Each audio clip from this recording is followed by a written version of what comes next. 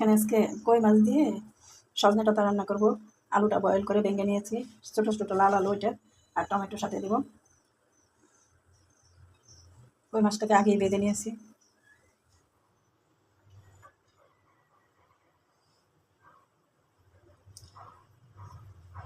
রসুন দিয়ে দিচ্ছি প্রথমেই।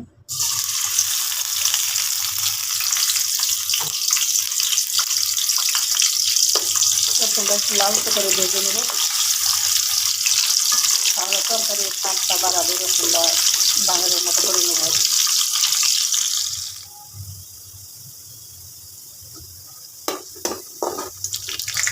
এখন রসুনটাকে তুলে রাখবো।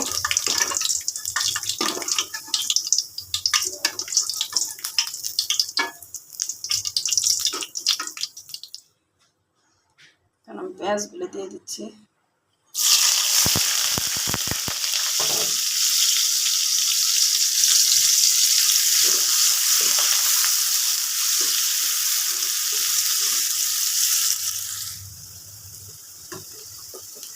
পেঁয়াজটা নরম হয়ে আসছে, এখন আদা রসুনের পেস্ট দিয়ে দিলাম সামান্য। মাছের তরকারিতে আদা রসুনের পেস্ট সামান্য দিলে ভালো লাগে, একটু জিরা দিলে টেস্টটা বাড়ে। সামান্য পানি দিয়ে দিচ্ছি।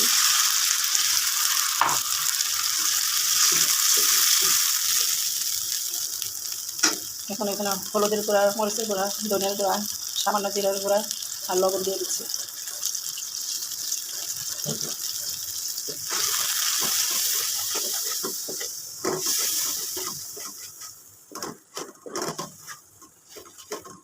মশলাটা ভালো করে কষানো আসলে পরে সবজি দিয়ে দিই।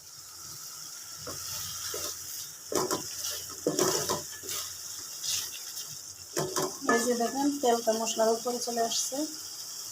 এখন সবজিগুলো দিয়ে দেবো। প্রথমে সজনে ডাঁটা, টমেটো দিয়ে দিচ্ছি।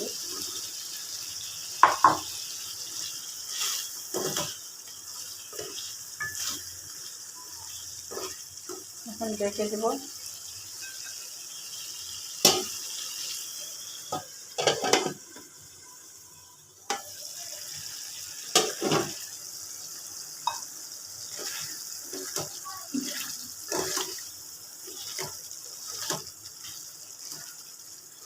এই যে সজনা আর টমেটোটা একটু নরম হয়ে আসছে, এখন আমি আলু আর মাছটা দিয়ে দেবো।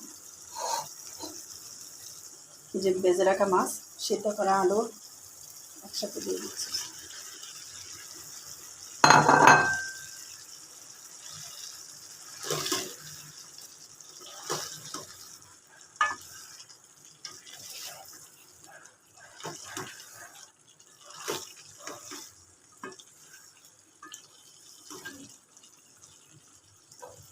এখন আর একটু ঢেকে দেবো।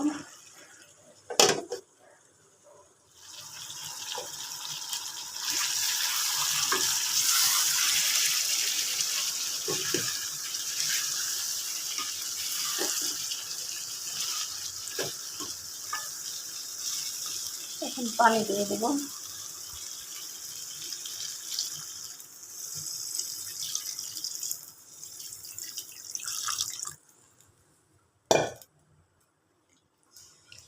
এটা হলো সজনে ডাঁটা দিয়ে কই মাছ দিয়ে ঝোলের তরকারি। একটু ঝোল ঝোল হইলে এটা ভালো টেস্ট হবে, সেজন্য পানি একটু বেশি করে দিতে হবে যাতে ঝোলটা একটু ভালো থাকে।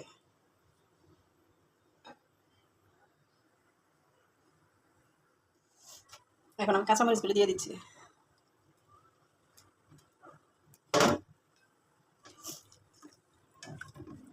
এখন আবার ডেকে দিব 5-7 মিনিট, 10 মিনিটের জন্য।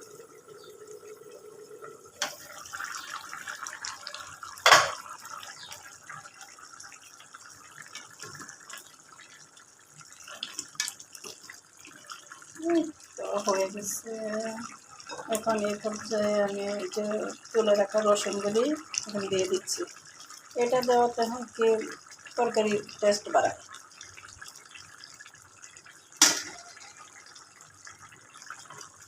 আমি এটা করে থাকি প্রায়।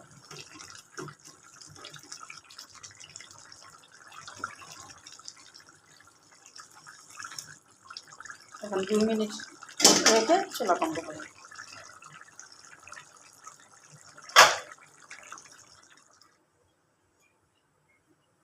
হয়ে গেছে তরকারিটা, এখন রেডি।